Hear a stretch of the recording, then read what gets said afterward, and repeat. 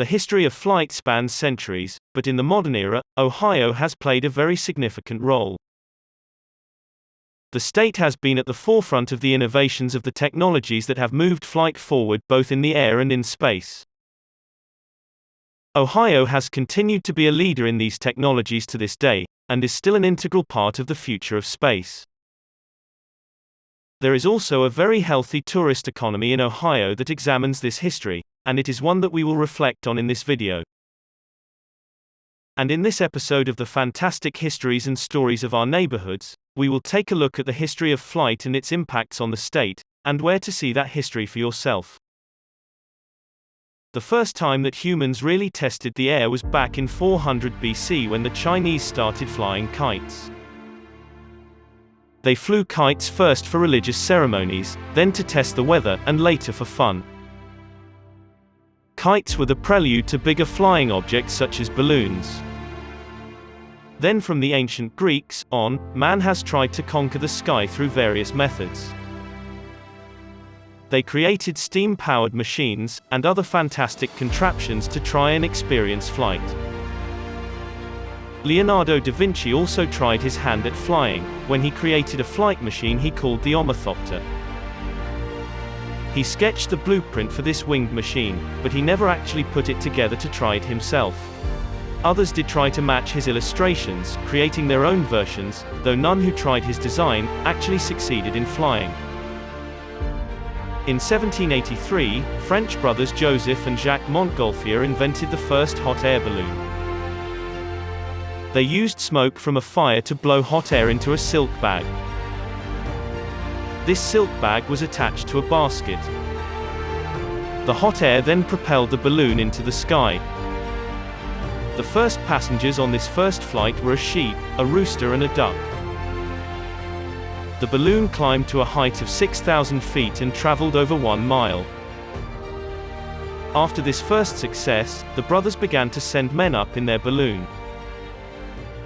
The first manned flight was on November 21, 1783. The passengers were Jean-François Pilatre de Rosière and François Laurent. But it was the invention of the glider that drew humans to be closer to flying like birds. The main architect of this type of flying technology was George Cayley, who designed a variety of gliders throughout his life in the early 19th century. He continuously improved his gliding devices, and even used a young boy to fly one of them.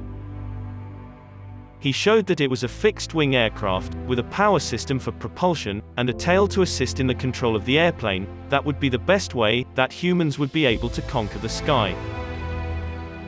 In 1891, German engineer Otto Lilienthal was the first person to design an actual glider that could fly a person long distances. He wrote a book on aerodynamics in 1899, that others, including the Wright brothers, used to help build their aircraft. Unfortunately, Lilienthal died, when during one of his test flights, a strong gust of wind caused his glider to spin out of control, and then crashed into the ground, killing him. Samuel Langley was the first man to build a plane that used a steam-powered engine to help propel his aircraft. He even received a $50,000 grant to build his plane, but ultimately, the plane was too heavy to fly, and it crashed. His disappointment in the failure of his plane caused him to give up on the idea of flight. In 1894, Octave Chanute published the book he titled, Progress in Flying Machines. His publication gathered all of the information he could find on every aviation accomplishment, from the various aviation pioneers throughout the world. The Wright brothers used his book, while creating their own flight experiments, and were even in touch with Chanute, as they tested their aircraft. Wilbur and Orville Wright were born in Indiana, and moved from their Indiana home to Dayton, Ohio, where they both attended high school. Yet neither brothers actually received their high school diplomas, as they both dropped out. Wilbur, the eldest brother, stayed home to take care of his ailing mother, while Orville had quit school to start a printing business. Wilbur eventually joined his brother in that business, and soon after they created a weekly newspaper, they called the West Side News. By 1890, they began to print a daily newspaper called the Evening Item, but that newspaper folded after only 4 months. Then in December 1892, they decided to capitalize on the new national bicycle craze, and opened up their own bike sales and repair shop, they called the Wright Cycle Exchange, which they later changed to the Wright Cycle Company. In 1896, they even manufactured their own bicycles for sale. It was the sale of these bicycles that helped to fund the growing interest in flight. And it was the articles and books of Otto Lilienthal that had ultimately sparked that interest.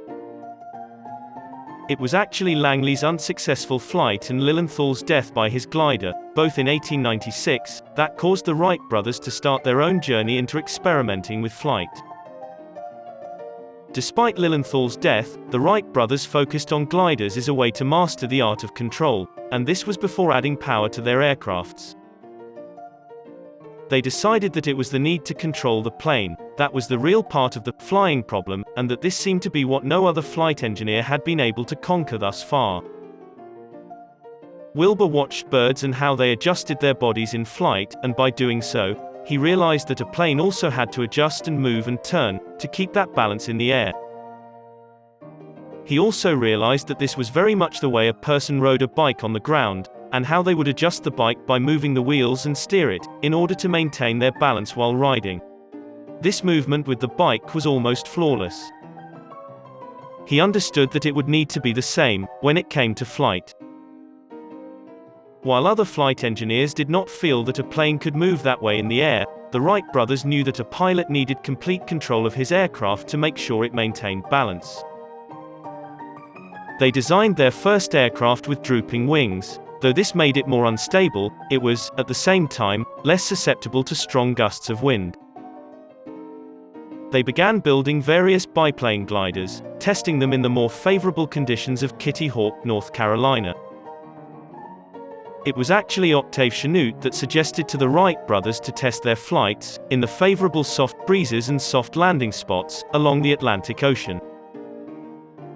Though Kitty Hawk was a bit remote, it was still the closest spot to Dayton, as compared to some of the other spots that Chanute suggested. Chanute did visit these various glider tests that were completed at Kitty Hawk, but he never came to see the powered flight tests. Many of the glider tests were unmanned, but occasionally Wilbur would fly the glider to test it out with a rider. He did this, generally, to protect his younger brother, should something go wrong on these test flights. They continued flying gliders until 1903, when at that point, they added power to the gliders. Their first powered airplane glider was named the Wright Flyer. They used spruce as the preferred type of wood. They also designed their own propellers, and built a gas-powered engine in their bike shop that they added to the glider. They used data from wind tunnel tests, trying to find the right kind of propeller for their aircraft. Their engine block was made from lightweight aluminum. They based the engineering of their aircraft from the materials they used to build their bicycles. They took the Flyer to Kill Devil Hills near Kitty Hawk to test the aircraft, but they only had partial success on their first run, and managed to cause some minor damage to the Flyer. The second attempt was on December 17, 1903. Orville took that first flight, and he made it off the ground. They took 4 flights that day. 5 people witnessed the flights. This included Adam Etheridge, John T. Daniels, who snapped the famous first flight photo using Orville's pre-positioned camera, also William Doe, who was a member of the U.S. government coastal lifesaving crew, and an area businessman W.C. Brinkley, and Johnny Moore, who was a teenage boy that lived in the area. Severely damaged after these famous first flights, the Wright Flyer never flew again. Later Orville restored the airplane and lent it to several U.S. locations for them to display, where it finally ended up at the Smithsonian for permanent display. After those 4 flights at Kitty Hawk, the Wrights sent a telegram to their father about the flights, asking him to inform the press about it. The Dayton Journal refused to announce it because the flights were considered just too short to be of any significance. The news of the flights was leaked to a newspaper in Virginia, which then published a less than factual accounting of the event. Unhappy over this newspaper accounting, Wilbur then issued his own factual account in January, but unfortunately, the news of this flight did not create much excitement. In fact, the news about their first flight faded, and barely anyone heard about it. It wasn't until Chanute reported on the news of the Kitty Hawk flights to a meeting at the Aero Club in France, that the accounting of the Wright brothers' success became international news. In 1904, the Wright brothers built the Wright Flyer 2. They decided it was too expensive to travel again to Kitty Hawk to test this new aircraft, and instead set up the test flights at Huffman Prairie, which was a cow pasture 8 miles northeast of Dayton, Ohio. This time they invited reporters to witness the flights. They told the reporters they could not take photographs of the test flights. Engine trouble and lack of wind prevented any flying that day. The most the Wright Flyer 2 could manage was a short hop. After that, reporters just ignored their efforts, but the Wright brothers continued testing their aircraft. Sometimes they invited the press to these test flights, but because they did not show a great deal of success, they were not really viewed at the time as the pioneers they would eventually become. For a long while, the Dayton press did not view their accomplishments with any respect, but later, they did proudly celebrate the Wright brothers as local heroes, while admitting that when they had accomplished those first flights, they had not believed at that time that they did accomplish something great. The Wrights looked to Europe as the place to develop their aircraft, where flying was met with much more enthusiasm.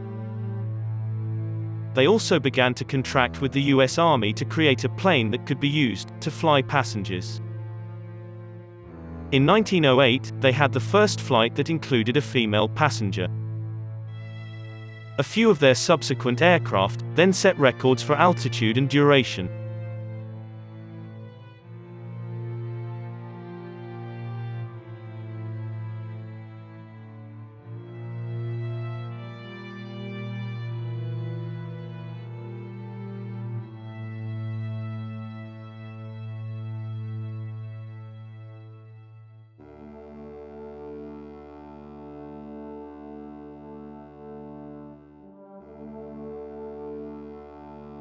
In 1909, they established the first flight school, where they trained 3 pilots.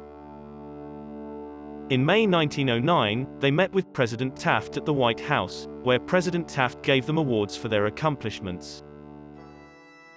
The Wright brothers wrote their first patent in 1903, but it was rejected. They rewrote it in 1904, with a patent attorney, and in 1906 it was granted. Glenn Curtiss, and other early aviators, tried to circumvent the patent by devising ailerons to emulate lateral control of their aircraft. The Wright brothers learned about this, and warned Curtiss not to infringe on their patent design. Curtiss refused to pay license fees to the Wright brothers for his use of ailerons, and the Wright brothers filed a lawsuit against him, which lasted in the courts for several years. The lawsuit was only partially successful. A judge ruled in 1913 that Curtiss's ailerons were covered under the Wright patent, but Curtiss then appealed the decision. Wilbur died in 1912 from typhoid fever, and the lawsuit stifled any further innovation from the brothers. Orville felt the lawsuit contributed to Wilbur's death. In 1914, a U.S. Circuit Court of Appeals upheld the decision. Orville decided to sell his aircraft company, Wright Aeronautical Corporation, which ironically was then sold to the Curtiss Aeroplane Company. And the two companies formed the Curtiss-Wright Corporation, which remains in business today, producing components for the aerospace industry. By 1912, both the US and European armies began to use aircraft for military and war purposes. In fact, Huffman Prairie near Dayton, where the Wright brothers tested the Wright Flyer 2, was land that the Wright brothers used for their flight school. This land was eventually purchased by the US Army. It would at first become the Fairfield General Aviation Supply Depot. At the depot, they built a hangar where they assembled and maintained aircraft for the Army. After World War I, about 347 German aircraft were brought to the United States. They were placed into the Army Aeronautical Museum, which was now located at the depot. The Wright Flight School was then discontinued, and Wright Field and the General Aviation Supply Depot merged, and together it formed the Fairfield Air Depot. In 1919, the world altitude record was set by Major R.W. Schroeder at Wright Field. The first flights to Washington, D.C. took off from the Dayton airfield in 1921. More aeronautical records were made at the field throughout the 1920s. By 1927, Wright Field was formally dedicated, and by 1941, the Air Corps Ferrying Command was established, opening Patterson Field near Wright Field. Wright Field then became the flight test training unit of the Air Technical Command in September 1944. In 1948, the Air Force Technical Base became Wright-Patterson Air Force Base. Wright-Patterson Air Force Base became the first home of NORAD. It was also the location where the final selection of the Mercury 7 astronauts was started. It was where test pilots Neil Armstrong and Ed White got their start before joining NASA. In 1995, Wright-Patterson Air Force Base was where the presidents of Bosnia-Herzegovina, Serbia and Croatia met with American diplomat Richard Holbrooke to end the Bosnian War. It is said that Hangar 18 in Area B at the Air Force Base is the place where the UFO is kept from the infamous Roswell, New Mexico UFO crash that allegedly happened in the 1950s. It is also the spot where the National Museum of the United States Air Force is located. By 1914, airplanes became more mainstream, and many more passenger planes were built and used. By the end of World War I, flying was no longer just a novelty for the few.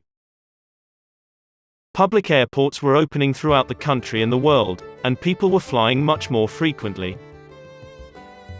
Publishing magnate Herbert Pulitzer created the first national air race in 1920. It was similar in style to the Indianapolis 500, with the winner receiving the Pulitzer Trophy. The race lasted only a few years throughout the 1920s. Then in 1929, Cleveland businessmen Louis Grieve and Frederick Crawford played a big role in bringing the national air races to Cleveland. Both men worked in the aviation industry, and they wanted to showcase Cleveland's role in aeronautics. The Cleveland Air Races were kicked off in 1929, with a grand parade down Euclid Avenue, watched by over 100,000 spectators.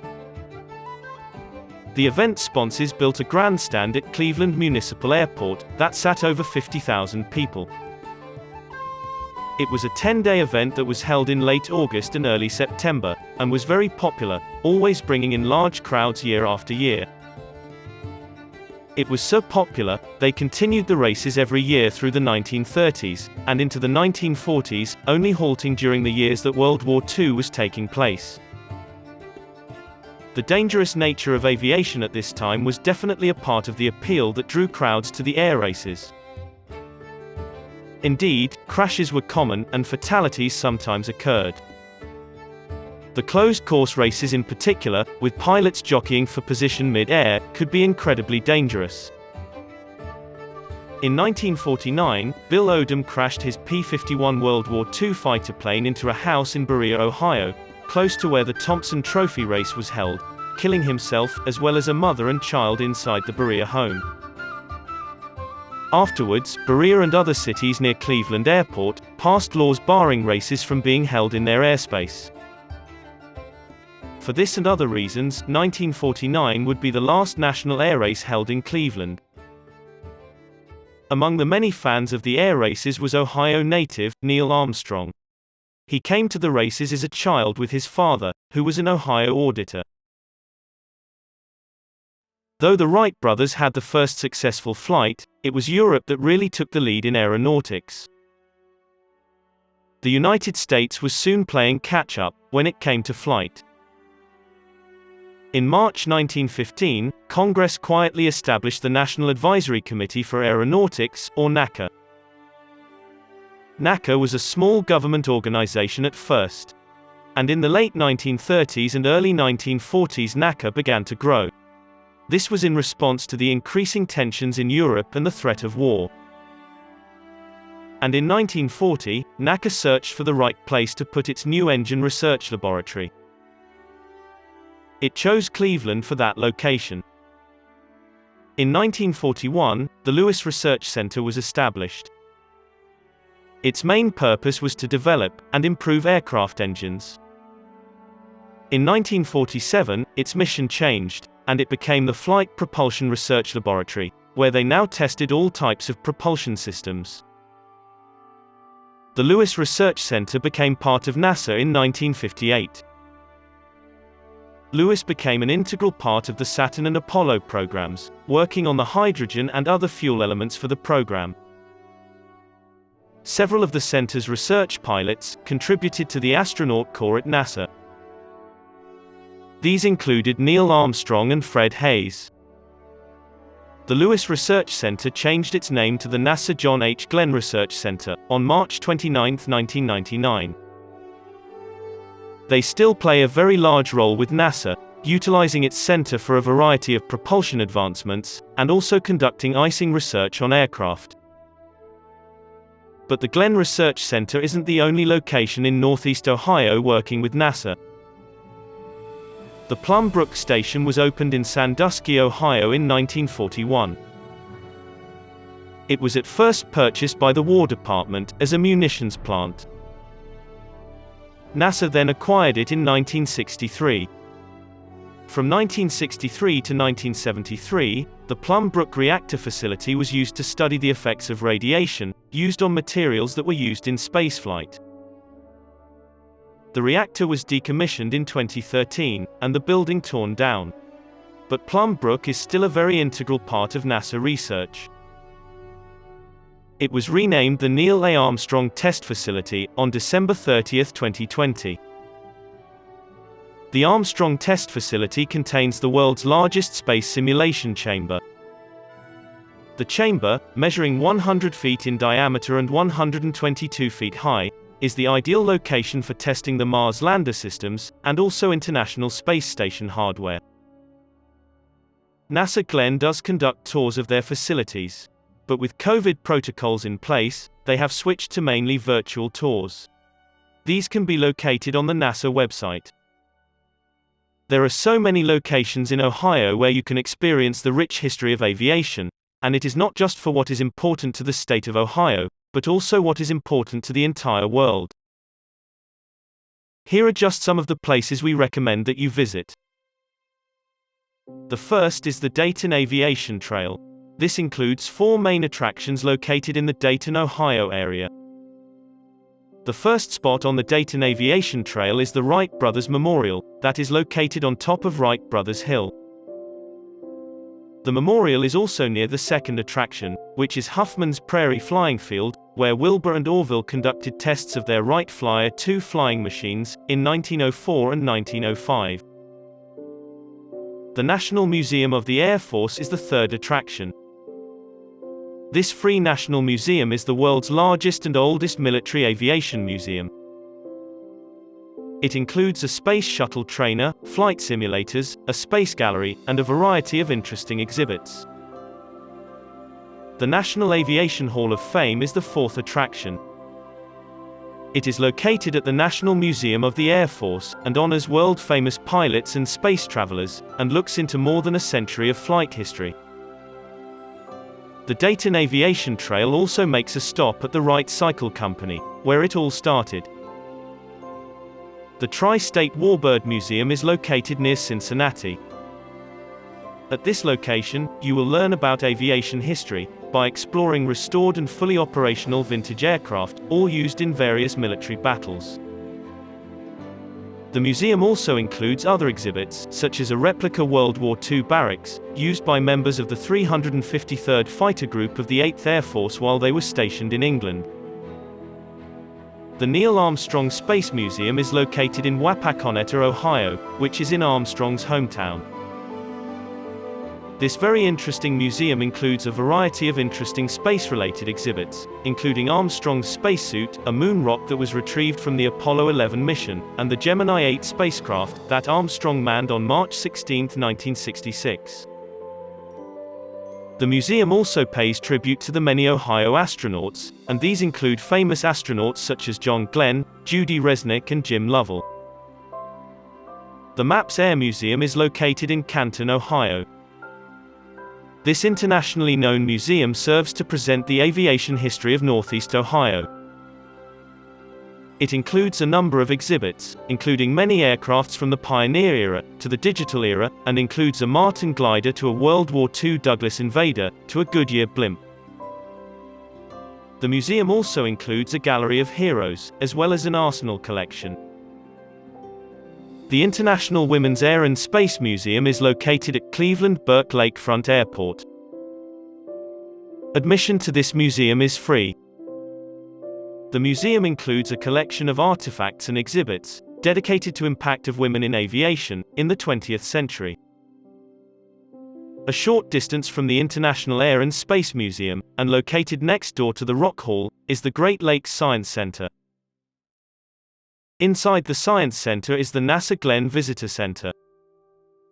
The Visitor Center was moved from the NASA Glenn Research Facility to the Great Lakes Science Center, so they could enable more people to view these outstanding exhibits.